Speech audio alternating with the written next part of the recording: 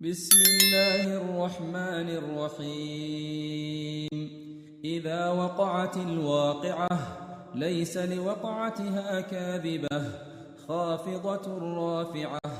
إذا رجت الأرض رجا وبست الجبال بسا فكانت هباء منبثا وكنتم أزواجا ثلاثة. فأصحاب الميمنة ما أصحاب الميمنة وأصحاب المشأمة ما أصحاب المشأمة والسابقون السابقون أولئك المقربون في جنات النعيم. ثلة من الأولين وقليل من الآخرين على سرر موضونة متكئين عليها متقابلين. يطوف عليهم ولدان مخلدون بأكواب وأباريق وكأس من معين لا يصدعون عنها ولا ينزفون وفاكهة مما يتخيرون ولحم طير مما يشتهون وحور عين كأمثال اللؤلؤ المكنون جزاء بما كانوا يعملون. لا يسمعون فيها لغوا ولا تأثيما إلا قيلا سلاما سلاما. وأصحاب اليمين ما أصحاب اليمين في سدر مخضود وطلح منضود وظل ممدود وماء مسكوب وفاكهة كثيرة لا مقطوعة ولا ممنوعة وفرش مرفوعة. إنا أنشأناهن إنشاء فجعلناهن أبكارا عربا أترابا. لأصحاب اليمين ثلة من الأولين وثلة من الآخرين.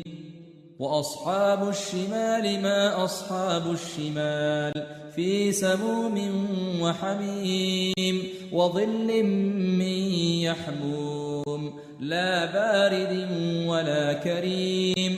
إنهم كانوا قبل ذلك مترفين وكانوا يصرون على الحنث العظيم وكانوا يقولون أئذا متنا وكنا ترابا وعظاما أئنا لمبعوثون أو آباؤنا الأولون. قل إن الأولين والآخرين لمجموعون إلى ميقات يوم معلوم. ثم إنكم أيها الضالون المكذبون لآكلون من شجر من زقوم فمالئون منها البطون فشاربون عليه من الحميم فشاربون شرب الهيم. هذا نزلهم يوم الدين. نحن خلقناكم فلولا تصدقون. أفرأيتم ما تمنون أنتم تخلقونه أم نحن الخالقون؟ نحن قدرنا بينكم الموت وما نحن بمسبوقين على أن نبدل أمثالكم وننشئكم فيما لا تعلمون. ولقد علمتم النشأة الأولى فلولا تذكرون. أفرأيتم ما تحرثون أنتم تزرعونه أم نحن الزارعون؟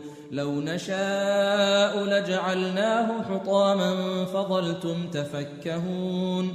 إنا لمغرمون بل نحن محرومون.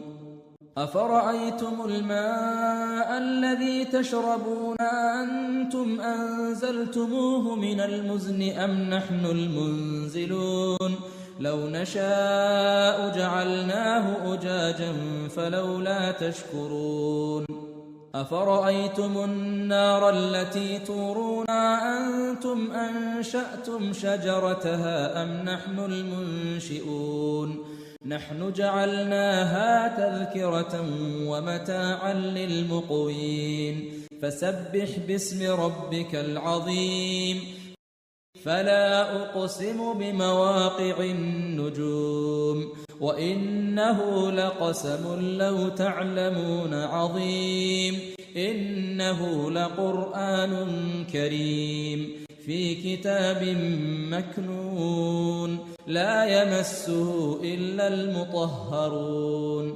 تنزيل من رب العالمين أفبهذا الحديث أنتم مدهنون وتجعلون رزقكم أنكم تكذبون فلولا إذا بلغت الحلقوم وأنتم حينئذ تنظرون ونحن أقرب إليه منكم ولكن لا تبصرون فلولا إن كنتم غير مدينين ترجعونها إن كنتم صادقين فأما إن كان من المقربين فروح وريحان وجنة نعيم وأما إن كان من أصحاب اليمين فسلام لك من أصحاب اليمين وأما إن كان من المكذبين الضالين فنزل من حميم وتصلية جحيم إن هذا لهو حق اليقين فسبح باسم ربك العظيم